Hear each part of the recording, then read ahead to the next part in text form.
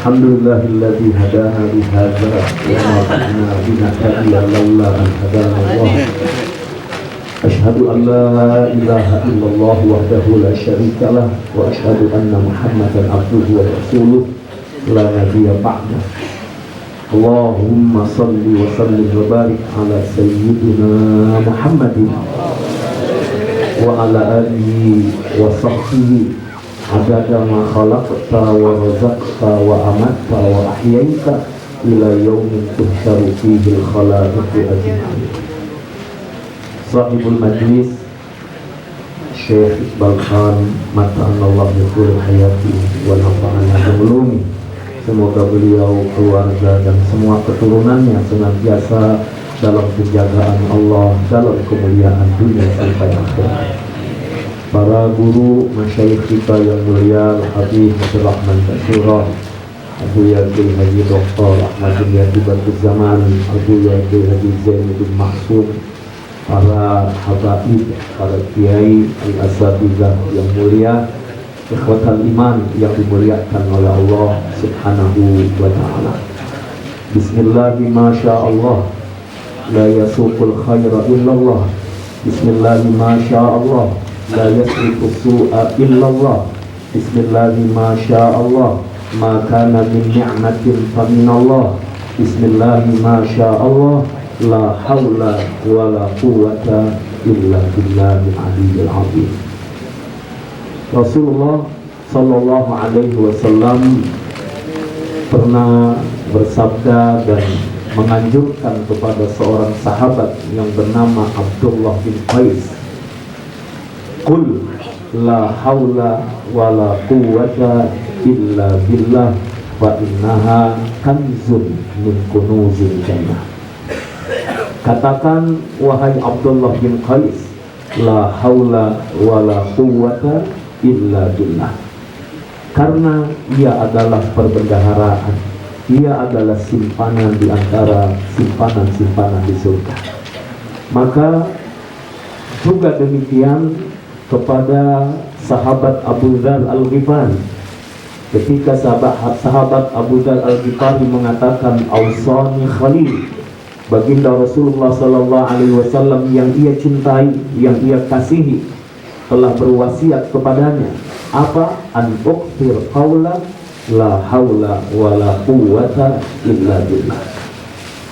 Kata sahabat Abu Dzar radhiyallahu anhu bahwasanya Rasulullah SAW telah mewasiatkan kepadanya untuk memperbanyak kalimat la haula wa la quwwata illa billah. Kemudian apa makna la haula wa la quwwata illa billah? Di antaranya apa yang disampaikan oleh sahabat Abdullah bin Mas'ud radhiyallahu anhu bahwa la haula an maksiyatillahi illa bi'ismati wa la quwwata ala ta'atihi illa bima'unati. La haula an maksiyatillahi illa bi'ismati. Ikhwatal iman yang dimuliakan oleh Allah Subhanahu wa ta'ala, tidak ada daya bagi kita untuk menghindari maksiat kepada Allah illa bi'ismati, kecuali karena penjagaan Allah Subhanahu wa ta'ala untuk kita. Kita terhindar dari keburukan, terhindar dari kemaksiatan karena Allah masih beri penjagaan kepada kita. Nabi Muhammad sallallahu alaihi wasallam adalah maksum, ya, terjaga dari segala keburukan dan kemaksiatan karena dijaga oleh Allah Subhanahu wa ta'ala. Sayyidina Ali karramallahu wajhah, semoga Allah memuliakan beliau, pandangan matanya, wajahnya tidak pernah dibuat tunduk kepada sesembahan selain Allah. Dan konon Sayyidina Ali adalah tidak pernah melihat kemaluannya sendiri, tidak melihat auratnya, karena dijaga oleh Allah Subhanahu wa ta'ala.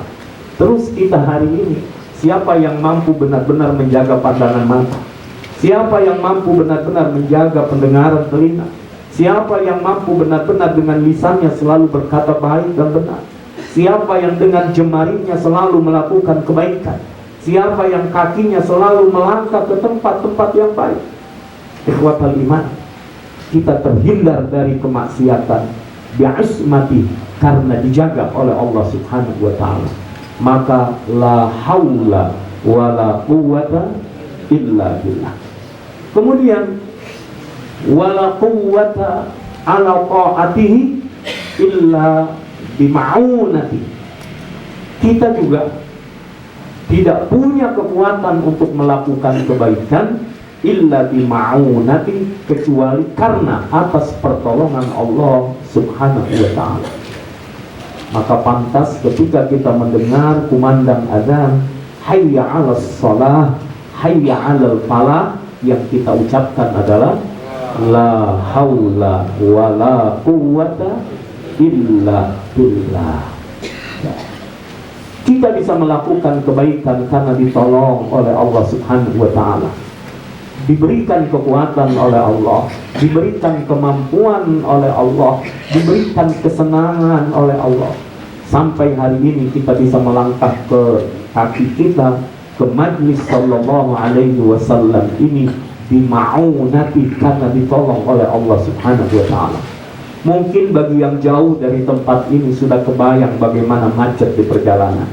Ketika mulai melangkahkan kaki, awan sudah mulai mendung, rintik-rintik hujan sudah mulai turun.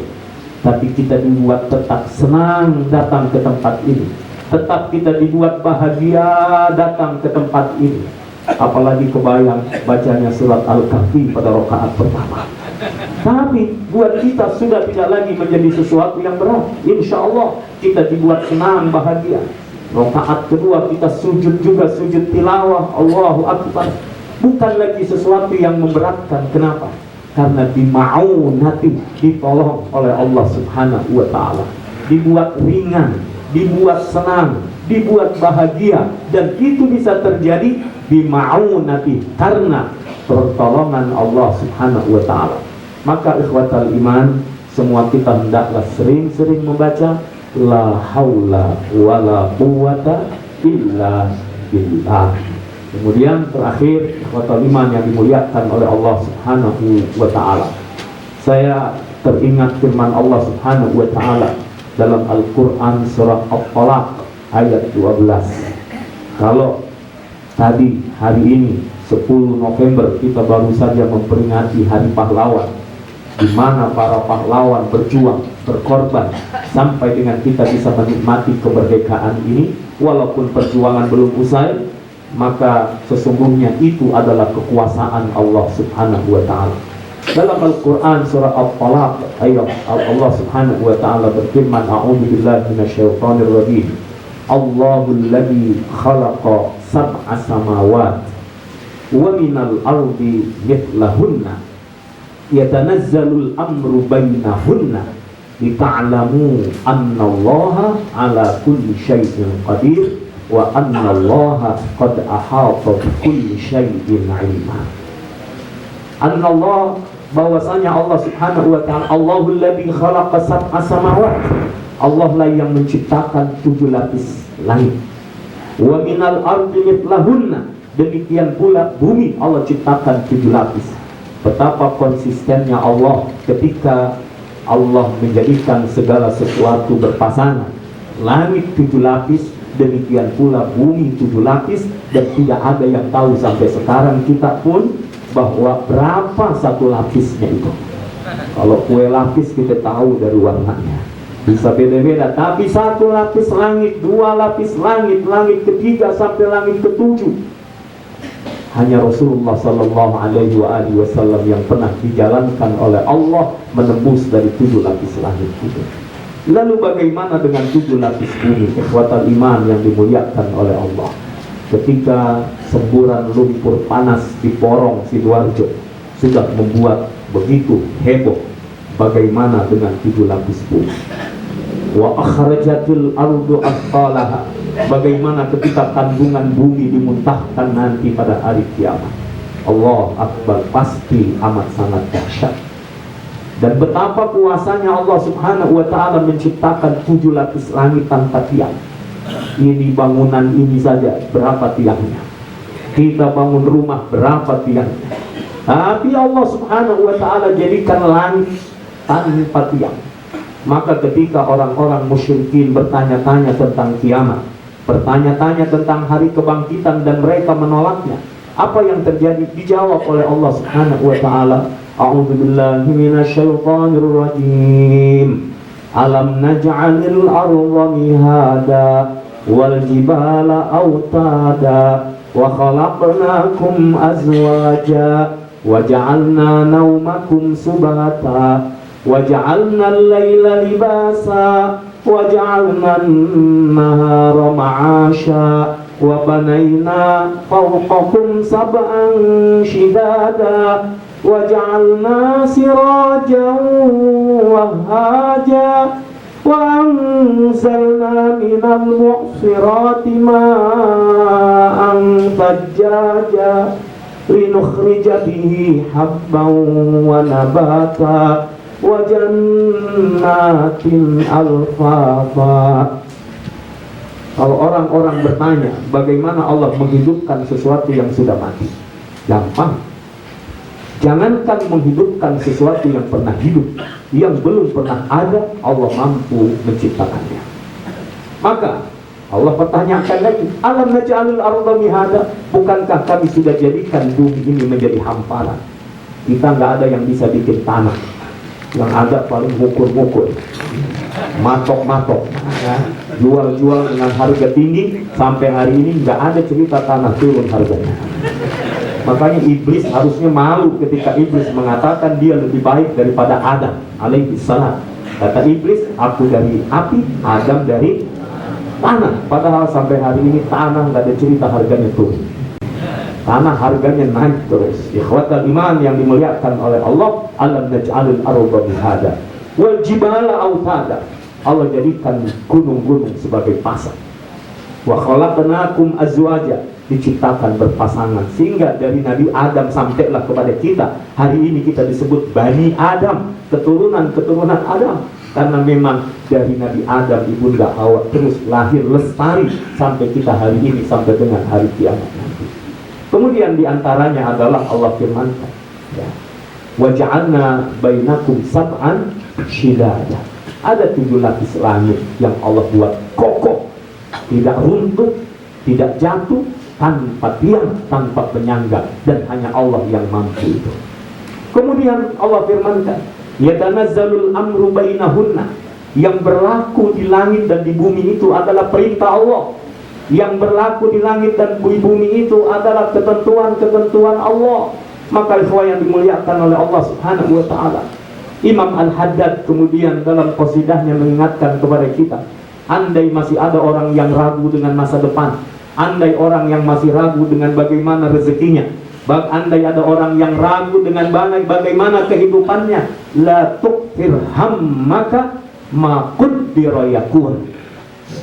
La tuqfir hammak, jangan terlalu risau, jangan terlalu ragu-ragu, jangan terlalu kita galau. Kenapa? Ma qaddara yakun, yang terjadi adalah apa yang ditakdirkan oleh Allah Subhanahu wa ta'ala. Kadang banyak manusia terlalu bersedih dengan apa yang sudah berlalu dan terlalu khawatir dengan apa yang belum terjadi, padahal dua-duanya nggak kelihatan. Yang udah berlalu nggak kelihatan, yang belum terjadi juga nggak kelihatan. Yang ada adalah yakin kepada Allah Subhanahu wa ta'ala, ma qaddara yakun, yang ditakdirkan Allah itulah yang akan terjadi. Maka ikhwah, yatanazzalul amru bainahunna. Dulu Indonesia, para mujahid, para pahlawan berperang dengan bambu runcing, diberikan kemenangan oleh Allah atas rahmat, kudrah, irada Allah Subhanahu wa ta'ala. Kemudian penjajah bisa terusir dari negeri ini karena rahmat Allah Subhanahu wa ta'ala buat kita. Ketika kita berjuang, lihat tentara-tentara Jepang, kemudian senjatanya terlucuti. Inggris bikin pengumuman bahwa senjata itu harus diserahkan, harus mengibarkan bendera putih, tangan-tangan para pejuang harus diangkat, artinya mereka menyerah. Bung Tomo yang waktu itu usianya masih 25 tahun kemudian ia berpidato Allahu Akbar, memekikkan takbir, mengobarkan semangat perjuangan kepada khususnya mereka yang di Surabaya dan sekitarnya. Maka dengan itu Allah Subhanahu wa ta'ala berikan kemenangan kepada kita. Artinya ya ikhwatal iman, bahwa yatanazzalul amru bainahun. Apa yang menurut kita nggak mungkin, buat Allah semuanya mungkin. Orang miskin jadi orang kaya, orang biasa bisa menjadi raja, dan semuanya para penguasa, orang-orang hebat karena ketentuan Allah Subhanahu wa ta'ala. Sampai kita bisa duduk di majlis ini karena takdirnya Allah Subhanahu wa ta'ala. Sesuatu yang menurut kita nggak mungkin bisa terjadi, maka apa hikmahnya buat kita? Lita'lamu annallaha ala kulli syai'in qadir wa annallaha qad ahata bi kulli syai'in ilma. Supaya kita yakin kepada Allah bahwa Allah kuasa atas segala sesuatu. Jepang waktu itu hebat, tapi ketika Hiroshima dan Nagasaki digempur, maka kemudian takluklah Jepang. Uni Soviet, dan ini orang Indonesia hebat-hebat ya. Penguasa dunia ini sebenarnya orang Indonesia. Ada Uni Soviet dari Padang, ada Uni Emirat juga dari Padang juga. Uni. Allahu Akbar. Yang dimuliakan oleh Allah Subhanahu wa ta'ala. Semua bisa hancur, maka bukan tidak mungkin. Dulu saja sudah terjadi Romawi, Konstantinopel, yang dulu dijaya, tapi kemudian Muhammad Al-Fatih, seorang anak muda, mampu memimpin pasukan. Dan itu telah disampaikan oleh Rasulullah SAW. La tuftahannal Konstantinia, Konstantinopel akan ditaklukkan oleh umat Islam, dan seorang pemimpin yang memimpin pasukan adalah seorang pemimpin yang luar biasa. Sampai seorang sahabat Ayyub Al-Ansari radhiyallahu anhu dalam usia senja, dalam usia lebih dari 80 tahun, beliau masih ingin masuk dalam barisan para pejuang itu. Mengapa? Karena mereka berharap masuk dalam kelompok pasukan-pasukan terbaik di sisi Allah Subhanahu wa ta'ala.